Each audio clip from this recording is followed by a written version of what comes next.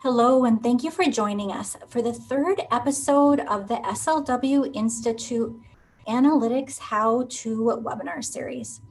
This episode will examine how to make and use freedom to operate maps and analysis, product coverage analysis, and maps. This is the third episode in a 5-part series. A recording of the webinar and the slides will be made available to all registrants. Feel free to enter any questions using the Q&A feature in the Zoom menu. We invite you to follow us on LinkedIn to see news about other upcoming webinars. And with that, I'll turn things over to Milena Higgins. Thank you, Michelle, and welcome everyone. I'm happy to introduce our panel today. I will start with Steve Lundberg, who usually does this part, so he usually doesn't introduce himself. Steve is co-founder of our firm and our Chief Innovation Officer. He's a principal specializing in strategic patent counseling, including freedom to operate studies. Then we have Janelle Callis, a longtime principal with SLW. Janelle has a chemical engineering background, and her practice is primarily in the chemical, cosmetic, medical, and mechanical art areas. Janelle is an expert in freedom to operate studies and analytics in general. I am Milena Higgins, Chief of Data Analytics. Then we have Sunil Arora, a longtime principal at Schwegman, specializing in strategic patent counseling, including extensive freedom to operate work and patent portfolio development. Sunil's practice is focused on electronics, semiconductors, and medical technologies. Also with us is Rob Stans. Rob is our analytics specialist. He's been with the firm 12 years. And Rob is the person who makes the magic happen behind the scenes. Also with us, we have Tim Grothwall, principal at Schwegman, specializing in mechanical and software technologies, with a strong counseling and portfolio development practice, and a great many FTO projects to his credit. And last but not least, we have Adam Kedorowski, also principal at Schwegman, specializing in mechanical technologies and medical devices in particular. Adam has conducted countless FTO studies in the medical device area and is an expert on the subject. So with that, I will turn it over to Sunil. Thanks, Milena. So thank you for having me as part of this webinar. And it's my pleasure to be here with really a great set of panelists who have a lot of expertise in this area. So I'm just going to get this discussion kicked off a little bit. This is, I believe, episode 3 in our analytics webinar series. And today we're going to talk about freedom to operate searching, mapping, and analysis. And in particular, we're going to talk about some tools that we developed, actually that Steve developed many years ago at Schwegman. We've been using them for over 10 years now to do this sort of freedom to operate analysis. And the tools that we're going to talk about today are going to be different from some of the landscaping tools that have been talked about in some of the other webinar episodes, in the sense that the freedom to operate tools that we're doing and the analysis that we're doing really is designed to allow us to get to actually answer questions about patent scope and about product features. And it's not really necessarily just a high level kind of view at the patent landscape, but it actually allows us to manage the process, the product development process, and with respect to what other competitive third-party patents might be out there. So today we're going to be talking about developing freedom to operate patent maps, which can be used for broad technology development initiatives, or very specific product design initiatives. And in particular, we're going to talk about this tool that we use that allows us to use to create some very useful, interactive, and reusable freedom to operate maps. Next slide. Thank you. So this next slide is really, it goes to a little bit about the value proposition about freedom to operate analysis. And so maybe I should just start off by talking about how freedom to operate freedom to operate analysis has evolved over the 25 plus years that I've been in the practice. I think it's become an increasing part of our practice for a number of different reasons.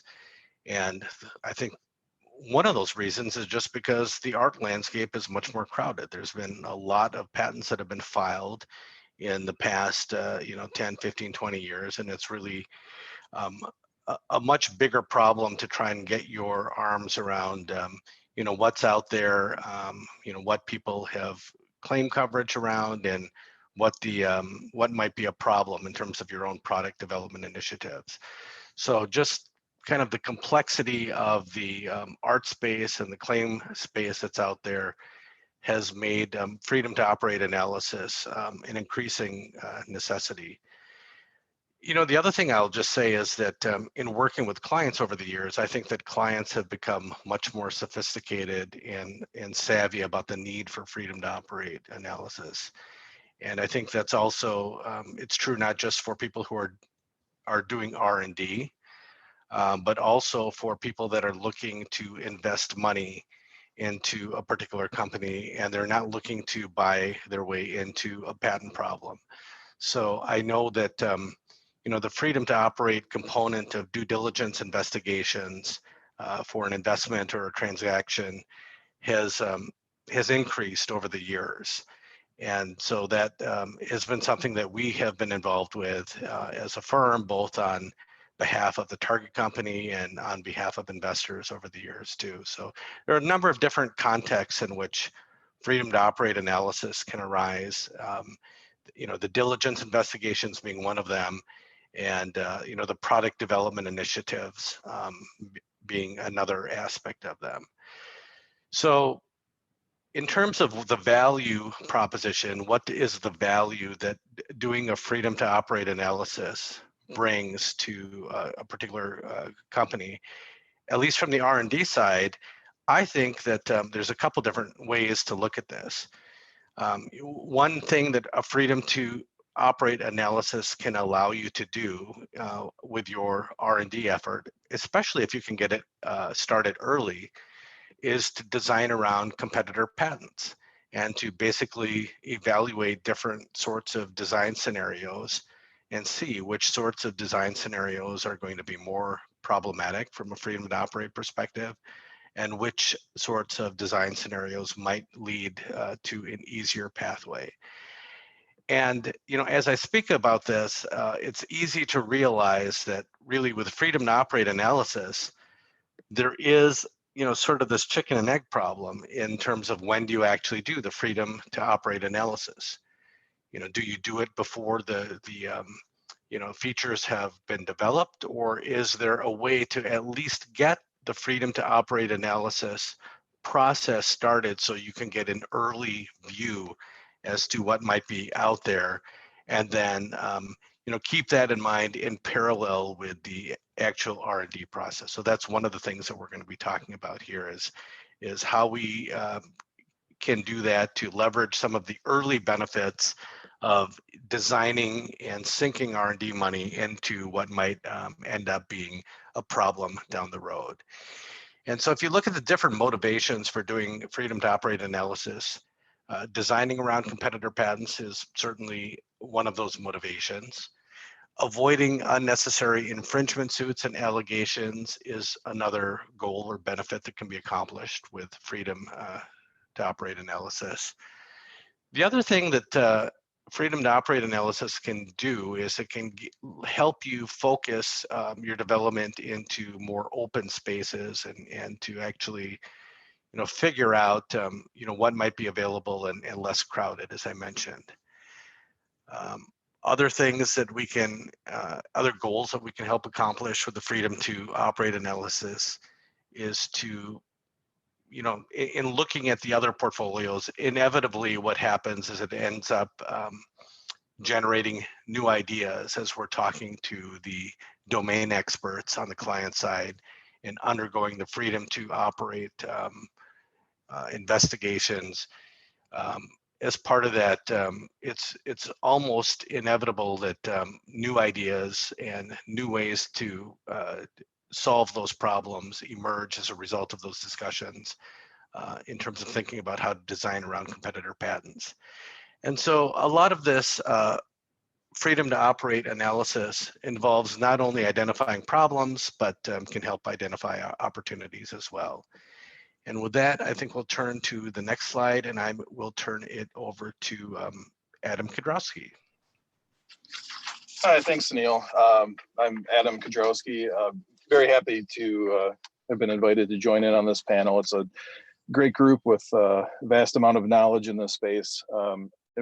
What I want to start out with is just kind of an overall outline of the freedom to operate process.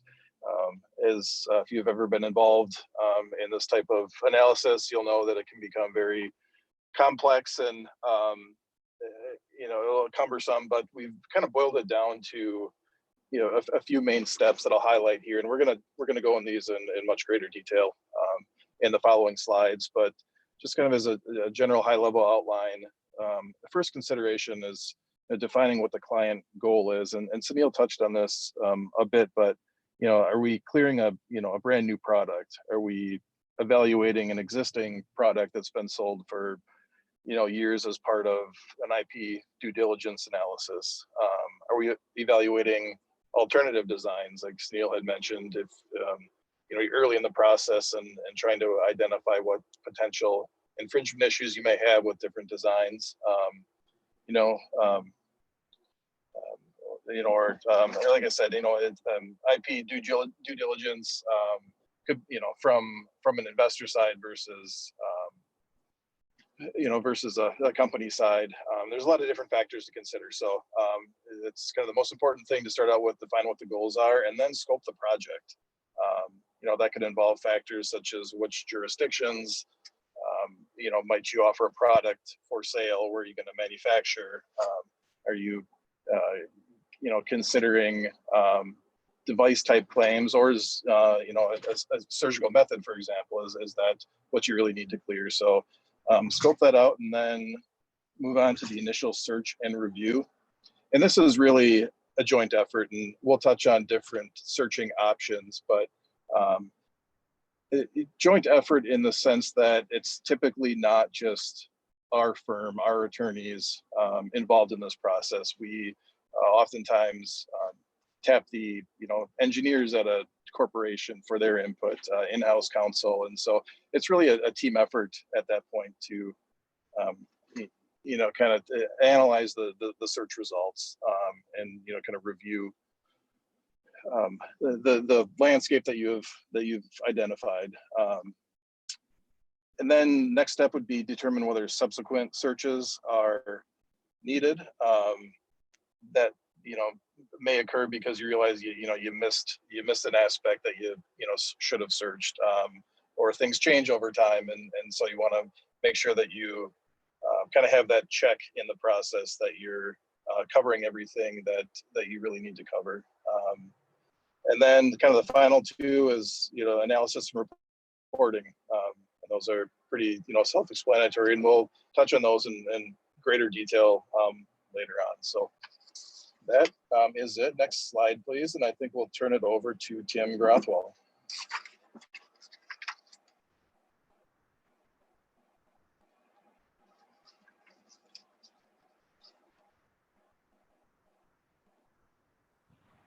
Tim, you might be muted. Sorry about that. Thank you, Adam. Thanks everyone for joining us. I'm going to talk about the beginning of the process in terms of client goals, and then also scoping the project. And so I'm just going to go back to what Sunil and Adam both referred to. In some situations with an FTO or a clearance type investigation, things are the problem and the process lays itself out and is relatively well defined, and I'll say relatively simple. For instance, if you have very clear sort of identified features, maybe mechanical features is a good example because they tend to be kind of discrete. But increasingly, FTO projects have become more complex, and the universe of patents has gotten much wider. And with things like where technologies sort of cross-pollinate across markets or devices or products, like in the case of the Internet of Things is a good example, the ability to, or the tendency for the FTO to get complex and the scope of it to explode beyond what you want it to be in terms of budget or time becomes a bigger issue. So these first steps are really important. So in terms of initially with a client, talking about goals, and so I'll just go through some of these points. So talking about the goals with the client, understanding exactly what the business context of the investigation is. What are the fundamental questions that at the end of the investigation that the client wants to answer, whether it's risk with respect to third-party patents, or if they're in an earlier stage where they're trying to get a feel for their product or technology is heading in a particular direction, and they want to understand better what the landscape looks like. Obviously, in this stage also, it's important to talk about and discuss budget and have an understanding of what the thresholds are there and what the client's expectations or desires are with respect to budget. And then also, as you're talking about that, and as you're talking about the overall scope, understanding who will do the different tasks in the investigation, and whether or not the client has domain experts that can really help out with possibly with some of the review and analysis, or at least review. And that can help with budget and timing. So all of those things can be talked about sort of as preliminary considerations. If you want to go to the next slide, we'll talk about the scoping. So I think the fundamental, this is one of the things that I think when I was first doing these types of investigations, I didn't appreciate the importance of as much. And it's especially important with more complex investigations. But the idea is that you take some considered time in the beginning to understand and also align with the client on what the expectations are, and as much as you can, tightly sort of bound the scope of the project. Okay. So we talked about some of the preliminary considerations that inform the scope. Whether or not it's a freedom to operate, so a more detailed analysis, a patent by patent review of particular claims with respect to a particular product or technology, or it's a landscape analysis. And then what the business context of it, whether it's a new product or an update to an existing product, is it a product release type or technology release, or part of some kind of due diligence or transaction of that sort. But when you get down to scoping, I think that generally speaking, you want to have an understanding of, if we're talking about a FTO investigation versus, well, I guess it's true with landscape as well, but you want to understand what the product or technology is that the client is considering commercializing and therefore doing this investigation for. And in that process, you're going to discover sort of how difficult or readily you can search for and review and come to final conclusions or results as a result of the investigation. Because if the product or technology is well defined, for example, there's certain features that are being added or released in a product that the client is concerned with, that is generally more readily searchable and lends itself to review more than a more general list. And a lot of times, in my experience, when you meet with a client, first of all, they're not sure what that list is. You sort of have to draw that out. They have their business and a product that's coming out or a technology that's coming out. So this process, this beginning part, this scoping exercise is meant for that. And then some of the other sort of general things that you want to discuss are, what is the scope of geographical coverage, whether or not you're going to be looking in the U.S. or outside the U.S., and as you get outside the U.S., how far you're going to go with that analysis.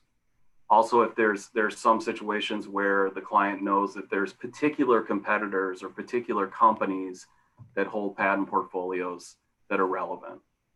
Okay, and all of this will also affect the scope of your search and how you execute the search and the review. Sometimes if the technology or product, the target of the investigation is general or more general, sometimes you want to discuss with the client, okay, we're going to exclude certain parts of the product or the system from the search because to bring them in will vastly expand the scope of the investigation, and that causes complications for a number of different reasons: cost and time and complexity. Another thing that's good to talk about in this situation is, or in this stage, is whether or not there's any third-party relationships related to the target product or technology. So for example, are you purchasing off-the-shelf components, a chipset or something like that from a partner, a vendor? And do you have a contractual relationship where you've got indemnification? And so you can use that to scope the project and possibly exclude certain things from your search. Exclusions is on here twice, so that's a typo. But and then all of this sort of informs the budget and aligning with your client on expectations. So typically when I start an FTO, I will first meet with the client just as a kickoff to just get an understanding of, like I said, the goals, the overarching business context and goals, what the client is looking to receive as a result at the end, and then get into the details about the scoping. And that conversation typically will involve, the experts or the engineers and scientists that are working on the project. And then out of this comes a proposal. And I guess the goal is really to define the project well. And so I've got clear expectations of what the task is, and also the client understands that as well, and lay out the budget and estimates usually of what the budget would be. So I think that's it. I think we can skip on to the next one, although this is a big subject. So if any of the other panelists want to chime in on that, we certainly will. Yeah, Tim, a few comments to kind of expand on what you had alluded to. These projects can vary just greatly in the scope, depending on the type of product or system it is. And so you may have a large system that's made up of 100 different components that you could search and analyze each separately. And a lot of times for budget reasons, past experience or work done by the client, you kind of identify the ones that you really feel need a deeper dive and analysis. And so you may look at the system as a whole in great depth and perform a really detailed search and analysis.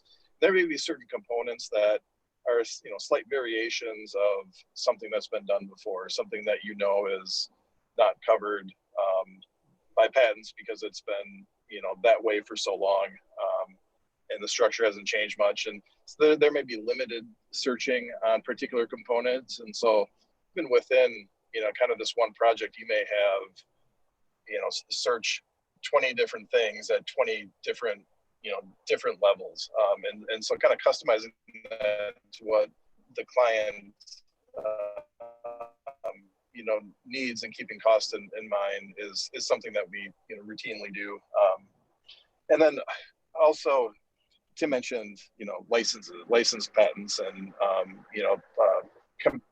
companies that the client may have a relationship with, maybe a supplier, that type of thing. It's important to find that out up front.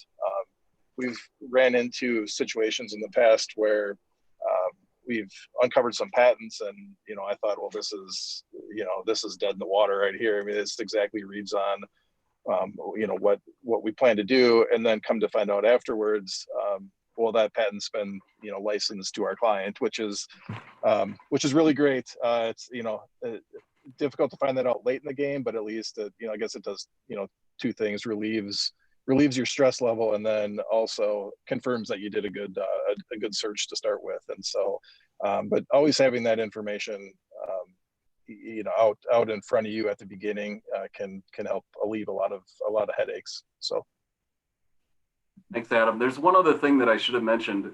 So in that scoping process, a lot of times we'll do some initial searching, and that can be hugely beneficial in terms of getting an understanding of how difficult or easy the search will be, and the size of the results.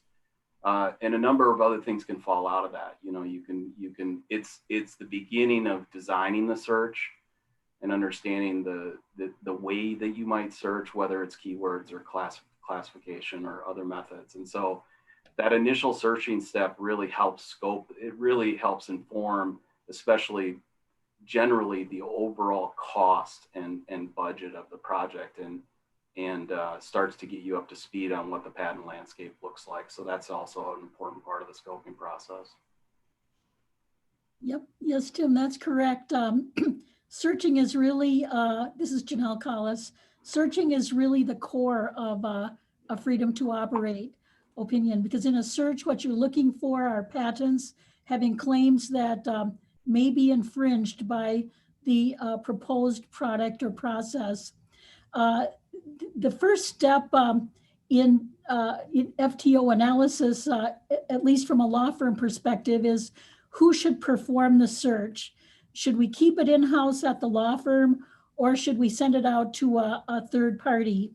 The big benefit of keeping a search in-house is that it enables the attorneys who are working for the particular client to obtain deep knowledge over time of the landscape of that product or process area. You learn who the principal inventors are. You learn the history of the technology and the evolution of the technology, and who did that, when they did it, how they did it. So, and this deep knowledge can be invaluable for future work in preparation and prosecution of patent applications. But sometimes it doesn't make a lot of sense to obtain this deep knowledge. If the client relationship is such that this is likely to be more of a one-off type project, then it may make sense to outsource the search to a third party. Another instance in which it may make sense to outsource is if the principal patent database is in a foreign country, especially China, because that's frankly where a lot of the new technology is coming from these days. In that sense, if there isn't a strong Chinese speaker in the law firm, it may make sense to outsource that portion of the search to a third party. So once the decision has been made as to who does the search, and for the purposes of this talk, we're going to assume that the search is done in the law firm, the next step is to design the search. And the design really depends upon the information that you have about the product or process. And this depends upon the stage of development.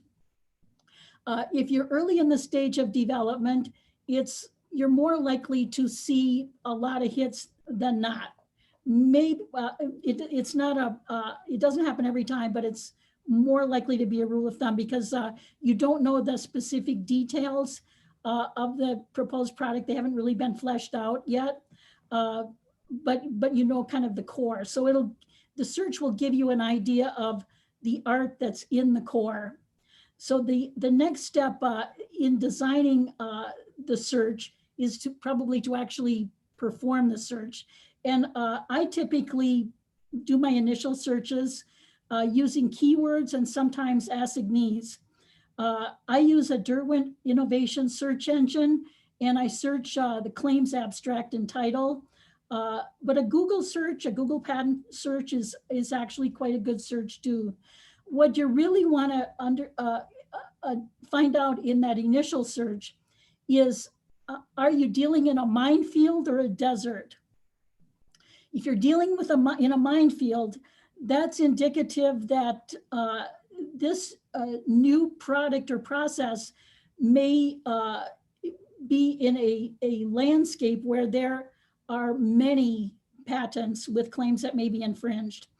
In a case like this, I usually go back to the client early on. I review, of course, the patents and make sure that they actually are on point. But I will go back to the client and say, we have a lot of patents here, and then provide them with some examples. And then they need to make a decision whether to proceed with the product development or not. And if there's a desert, that really, it looks like a free landscape, really a freedom to operate. But actually, these are situations that make me extremely nervous, because I usually feel that there's something out there that I'm missing. And then I will go back and do additional searching to see if I can find it. And this additional searching, in addition to looking at the client's own patents and the patents of competitors, I'll do other assignee searches. I'll decide if there are any classes that are similar to other industries. Say I did a search in the medical device industry, I didn't see anything, then it's probably time to expand the search to more of a purely mechanical or electromechanical or even a chemical search. I consider the earliest time the technology was released. And there I look particularly at the inventors involved, and I'll cross-check their history and see what other kinds of inventions that they have. I look for the earliest time for a foundational technology. And again, I look at the inventors, the early assignees, whether they were bought out, who bought them out. I look at their patents. I do forward and backward citation searching of patents that seem to be close to the product or process of interest, especially looking backwards to see whether there are any patents that might be dead on. I'll search for any prior or current litigation activity, including IPRs. If I don't see anything there, then I will do searches that may be a little more exotic. Sometimes it's useful to search the design patent database or the design registration database in Europe.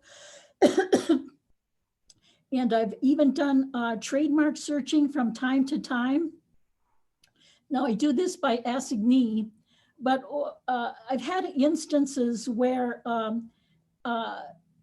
companies have disclosed in quite a bit of detail in a trademark description the product or process that may be of interest in the current FTO.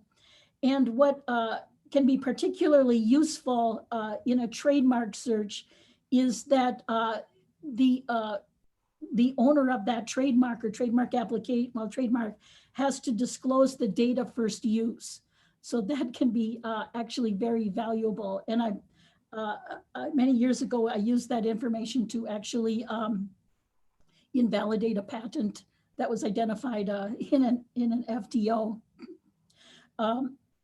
So that's kind of the core features of searching. Consider non-traditional or non-patent search sources, data sets outside typical IP searching. Understand what your end goal is. Understand what you're clearing.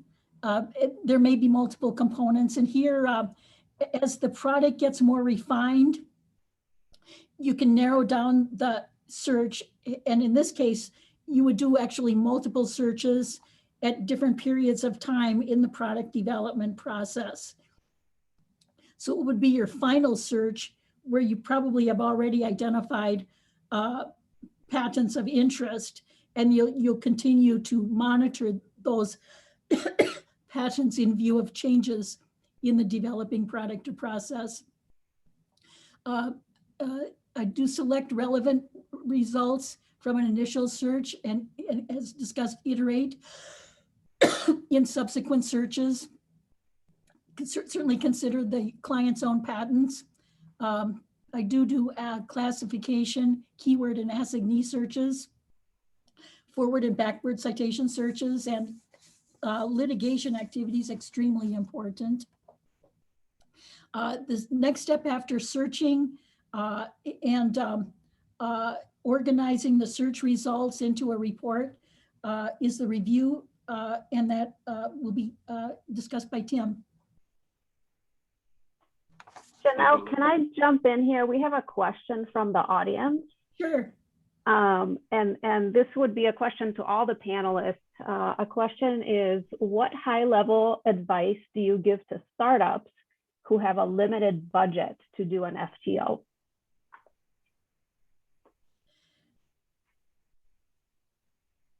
It depends on how limited the budget is, but I still think you can do that initial search based upon what's known about the prospective product or process. And that can at least tell you whether you're dealing with a minefield or a desert or something in between. It especially tells you if you're dealing with a minefield. That information alone is, I think, fairly useful.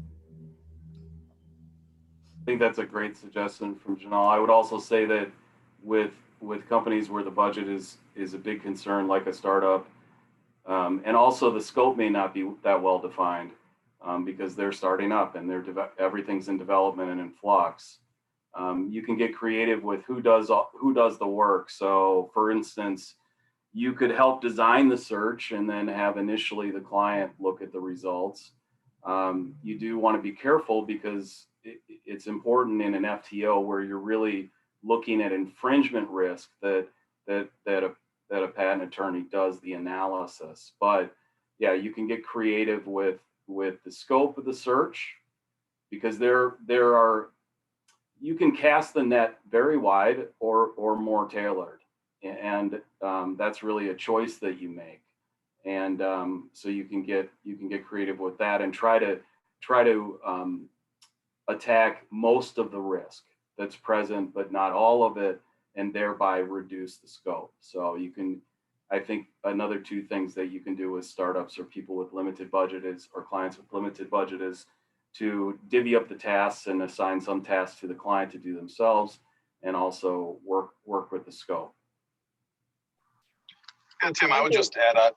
I would add onto that as well and say, the more information you can provide to, the attorneys and the searchers, the better off and probably less expensive it's going to be in the end. So if we have to do, searching to try to find who the competitors are, what competitive products are out there, and that kind of thing, it takes some time. But if you're a startup and you're excited about the space, you've looked at competitive devices, who the players are out there.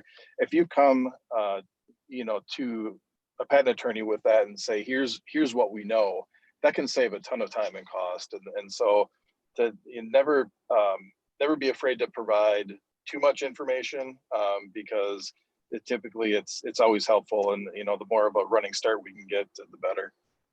So this is Steve Lundberg here. So a little bit from my experience, it depends on what the startup technology is or what industry they're in. If they're in the medical industry, you really have to do an FTO of some, substance, or you're not going to really be able to attract investment.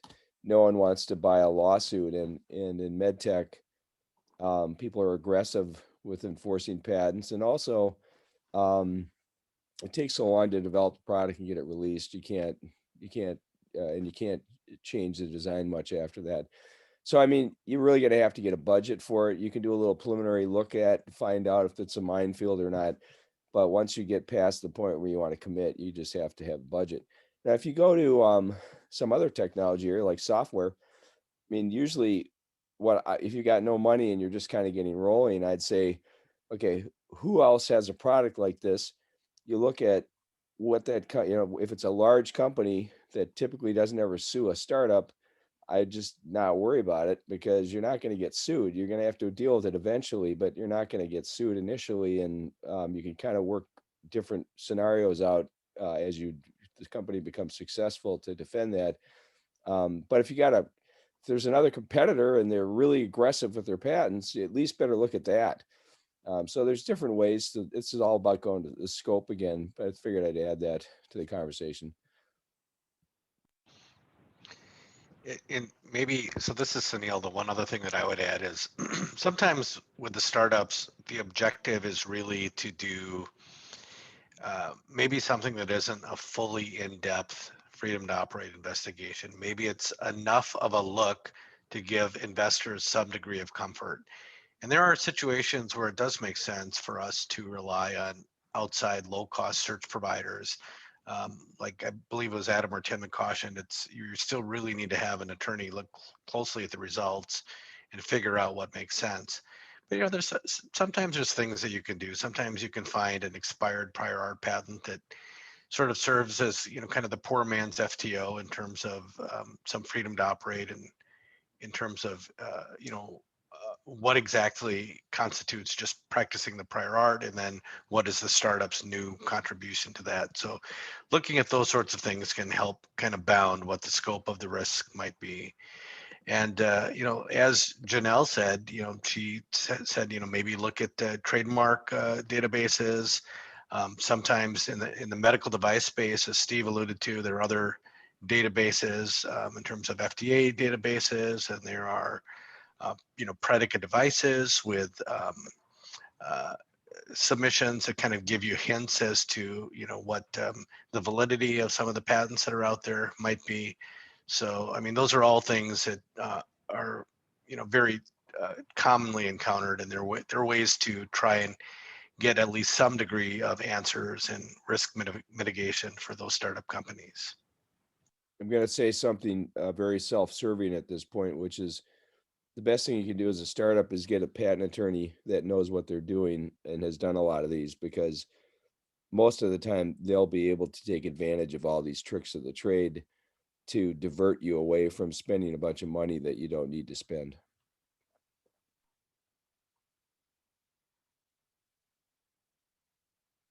Who's next? Michelle, Yeah, Tim. we go to the next one.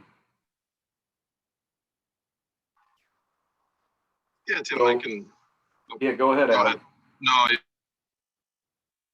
Okay, I'll go ahead. So, yeah, Janelle we were speaking about the search, and then comes the review. Really, they're both kind of intertwined with one another, and often as you search, you're reviewing the whole time. Really, I mean, you might search, produce a result set, and then start looking at it. Okay, so that's the review process.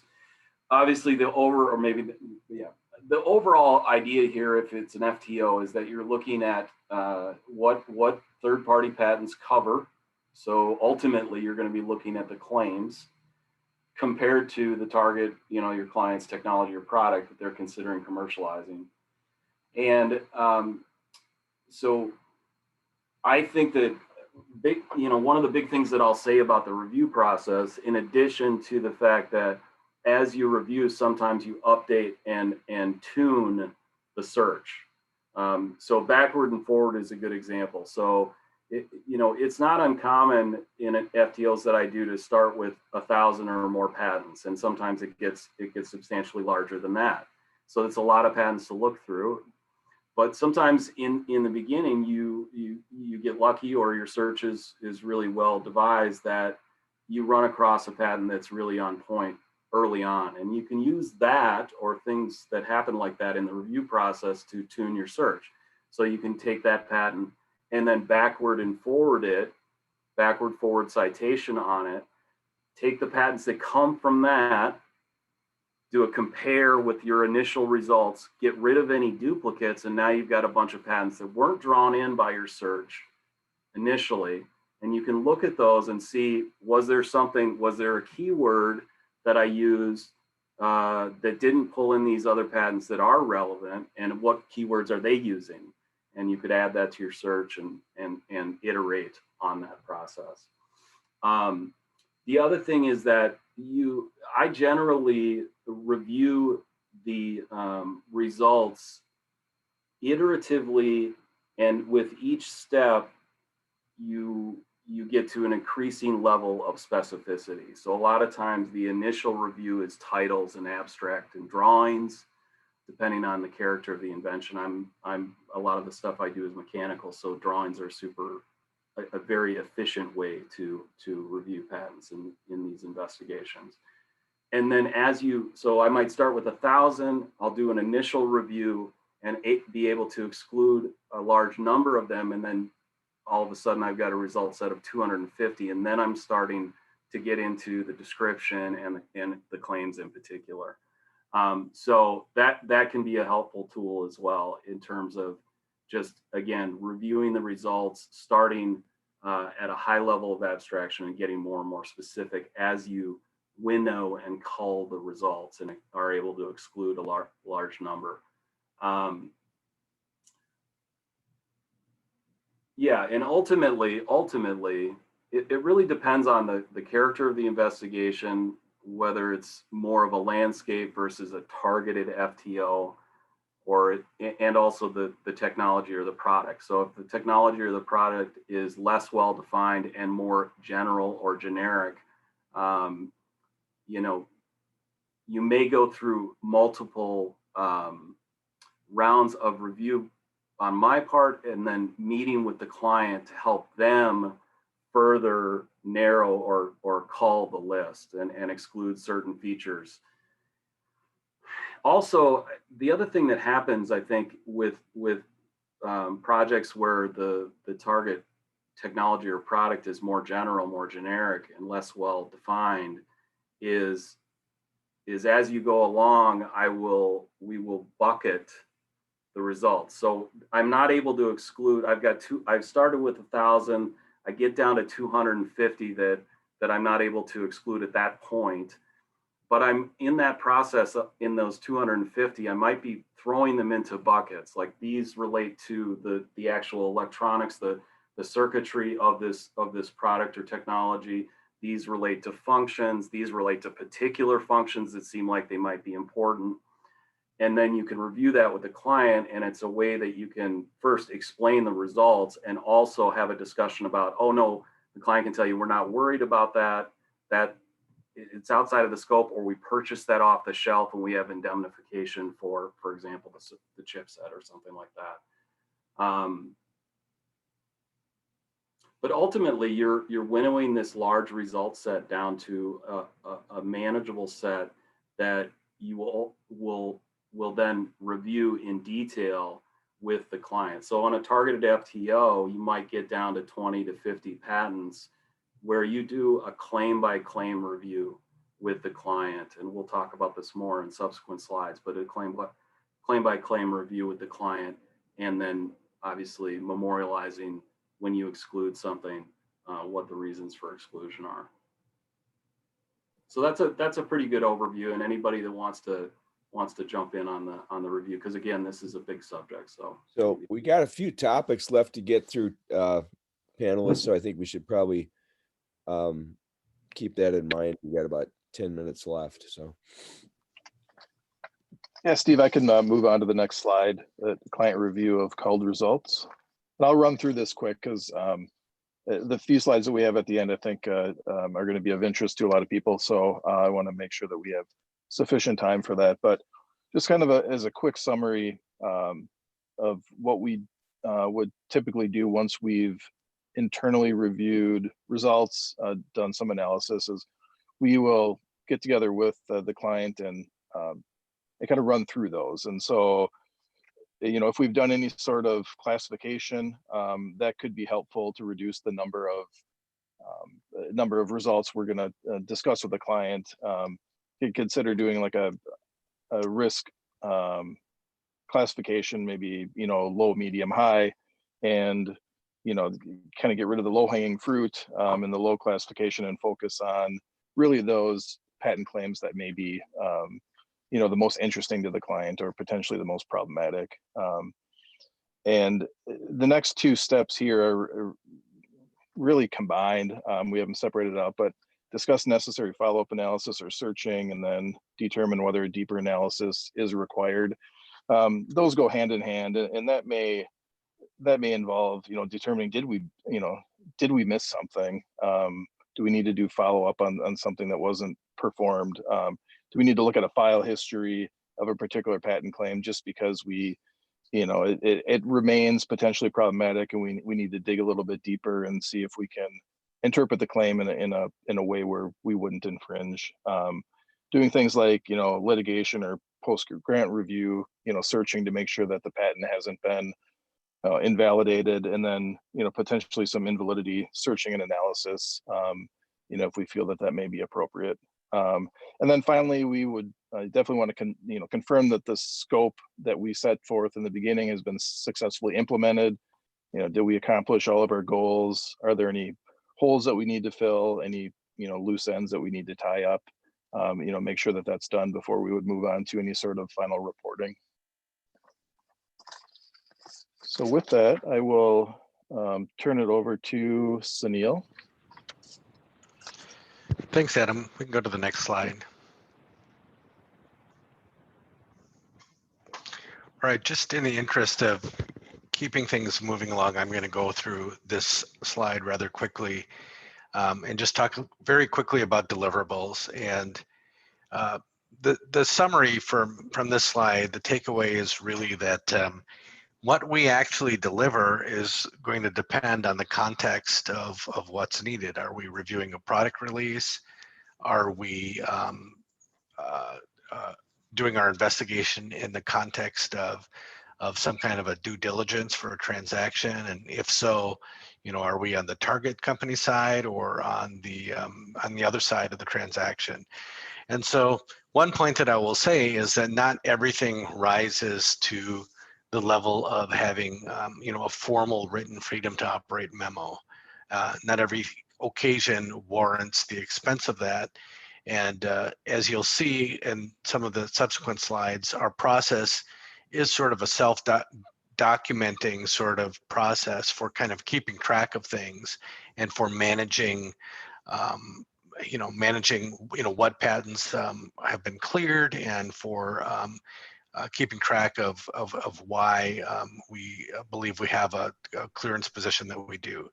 So the different types of deliverables might include a formal FTO memo. It might include this kind of a completed interactive spreadsheet. In the context of a transaction where we're representing the target company, we've become very good at taking these very detailed kind of claim by claim results and then extrapolating it to investor takeaways as to, what does the landscape look like? What are the key kind of, patents that are limiting the scope of the landscape and that may present kind of a freedom to operate risk? And so, in that context, what we need to do is to go from the details up to something that's a much higher level, easy for investors to understand kind of set of takeaways. And, sometimes the easiest thing to do for a design team is to give them a list of constraints. Assuming that we've cleared the product, they need to know how to keep their product clear so that they're actually not redesigning the product in a way that actually has subsequent generations or subsequent releases of the product that actually walk back into a risky situation, because one of the assumptions or constraints in the freedom to operate has been violated as the design evolved. And then I guess, in terms of if we are in a due diligence transaction and we're representing the investor, we may just be generating a list of questions for the target company or their counsel to answer about IP that we've identified. So those are just examples of different types of deliverables that can come out of this investigation. And with that, we can go to the next slide, and I will turn it back over to Janelle. Thank you, Sunil. The next slide is it's a static view of a dynamic FTO map. And Sunil is going to show the dynamic view in just a moment. But I'm going to go over quickly the components of this map. In the far left side are what we call scope concepts. And what we've done there is we've inputted all of the patents listed across the top into the software system, and we've parsed the claims of the independent claims into components, which we call scope concepts. And then what an investigator can do is go down that list of scope concepts and identify which of these features or scope concepts are in the product or process of interest. And at the end, the results shake out, and patents of having claims of interest that may be infringed are in this map shown in red. Patents that are more cautionary are shown in yellow, but it's a very quick way of identifying which patents may be of concern if there are changes in features for the product or process of interest. So I'll turn this over to Sunil to show you the dynamic view. Yeah, so actually, Michelle, can you just go back to that slide before I turn over to the dynamic view of it? So just when you're looking at, so this spreadsheet is basically an output. It's something that is the work product of an actual attorney that has gone through the patent landscape and tagged the culled set of patents down to applicable scope concepts. And the underlying idea is that some of these scope concepts are common between multiple patents. And so you can see across kind of the top of this, there are different patents, you know, and the different patents are separated in blue regions and white regions. So you can see the different patents, and then the independent claims of those patents are a little bit further down in this. And so they've all the scope concepts have been mapped to different independent claims of different individual patents. And the all elements rule for infringement is embedded in the logic of this spreadsheet. But I think before I go to the example, that just the important thing that I wanted to note about this is that you know, this is very detailed, actionable output that has been pre-digested by an attorney who has looked in through the patent landscape, done the hard work of abstracting things into scope concepts. And then when we sit down with the domain experts, we can come to them with this spreadsheet and walk through and ask them very pointed questions about the scope concepts, instead of showing up with the stack of patents and, you know, laying the stack of patents on the table and saying, you know, this is how we're going to spend the afternoon digging through the scope of this big stack of patents. So I think, you know, from a client domain expert perspective, it's very helpful to see this sort of interactive chart. And with that, if you, Michelle, want to let me share my screen, I can try and just show a demo of an example of this. Let's see. So let me ask, you know, one of the other panelists, can you see my screen? Is it visible? Yeah. Okay, great, thank you. So this is an example of just kind of a cleaned up, minimized version of an FTO analysis just for demonstration purposes. And these scope concepts are basically things that an attorney would have taken the claims, the independent claims of the different patents, and would have abstracted them into these scope concepts. And then, that's done using a separate piece of tagging kind of front end software that then generates this interactive spreadsheet. When we sit down with the domain experts at the client, either virtually or in person, we come to them with a spreadsheet, and we assume that they need access. The default assumption is that they need access to all claims of all patents. And we ask them if that really is the case. Do they need this access to this scope concept for their current product? If it turns out that that's not the case, we can change the ranking. And then you can see here that we just cleared all of the claims of one patent and all of the independent claims of one patent and 2 of the independent claims of the next patent based on the answer to this one question. based on how those things map to various patent claims. So it is possible to clear a large number of claims simultaneously. And it also, I just want to say, it has tri-level logic, so that if there are things that are not of current interest, but might be of future interest, you can actually change those sorts of things to an intermediate ranking of 2. And so it has kind of a current interest, future interest, not of interest, and we can clear things on that basis. And then we also have linked spreadsheet. Linked in the spreadsheet is the actual claim language. So if we need to get into a claim construction issue, we can delve right into the claim and pick maybe certain language that we think is the basis of non-infringement, and then memorialize our reasoning. So it's a really good sort of accounting tool for a good patent attorney to sit down with the domain experts and to run through a large number of patents in a way that is not frustrating to the clients, that actually you can make a lot of progress in terms of determining what's out there. And then the other thing I will just comment on is that, in terms of pending patent applications, we're actually scraping from the USPTO database the claims as they are currently pending, not just as they've published. So as the claims evolve during the examination process as the patent office, we can go back and we can remap the amended claims to newly evolved scope concepts. And with that, we can kind of track ongoing prosecution risk for things that are still pending but haven't yet matured into an issued patent.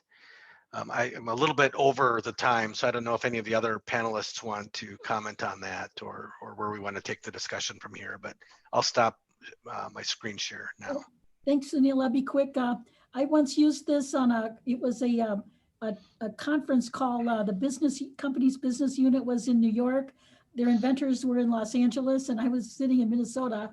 And we used this map to show what happened when changes were made in the design. And it was very intuitive to both the inventor and the business representative as to what exactly was going on. So in that sense, it was extremely helpful. So we did mention that we would talk a little bit about product mapping and mapping patents onto a product. And really that's a very simple, is we just turn our FTO process that we just discussed against, take your portfolio and essentially perform an FTO on your own products. And so we do product coverage mapping frequently with exactly the same process we just discussed, except for the target products are your own products, and the patents in play are your own patents. One other overarching comment I was going to make is, in the beginning and as you go along through this type of investigation, in particular an FTO versus the product, you're mapping your own product like Steve was just talking about. It's a good idea to talk with the client and sometimes in particular engineers and scientists about communications that are related to the investigation that may occur. So in particular, any written communications and letting the client know to guard against emails and that sort of thing by engineers or scientists or other employees discussing the merits of patents or their applicability to the target technology.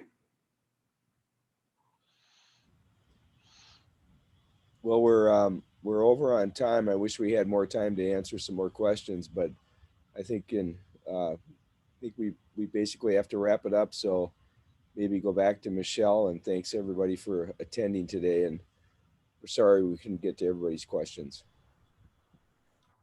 Sure, thanks, Steve. The fourth episode of this Analytics How-To webinar series will take place on May 27th at 12 p.m. Central, when we discuss how to make and use prosecution attorney analytics and examiner analytics. You can find these registration pages on the SLW Institute on the SLW website, and please keep an eye out for the email invitations as well. Thank you again for joining us, and be well.